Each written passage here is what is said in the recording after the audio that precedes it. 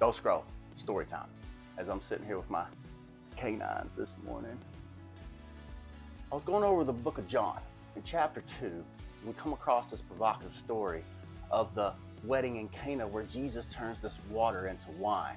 And this is supposedly his first miracle in public in the book of John.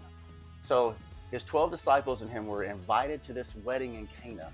They show up at the wedding, the party's going on, and then all of a sudden they run out of wine. And Jesus' mother comes to him and she says, "Now, Jesus, they have run out of wine." And Jesus looks and says, "What does this have to do with me, woman?" And she turns to the servants and says, "Do whatever he asks you to do." So Jesus turns to the servants and he looked at them and he said, "Get me 6 stone water jars." So they grab him 6 stone empty water jars. They bring them to him. Then he tells them to fill it full of water. So they fill them full of water. He blesses this and then has them take a cup of this to the master of the banquet for him to judge this wine.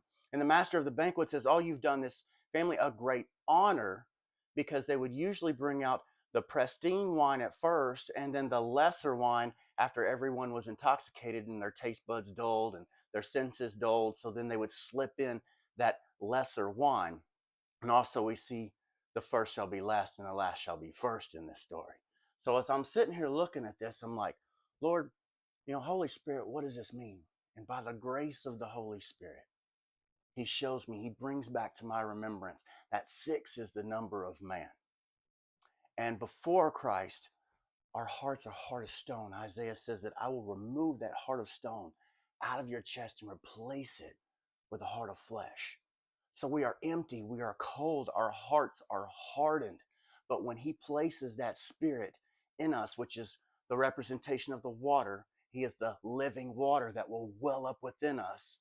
So that Holy Spirit represents this water. And when he fills us full of the water, then we produce the fruit of the vine, the love, the patience, kindness, goodness, faithfulness, gentleness, self-control. These fruits we produce through the Holy Spirit.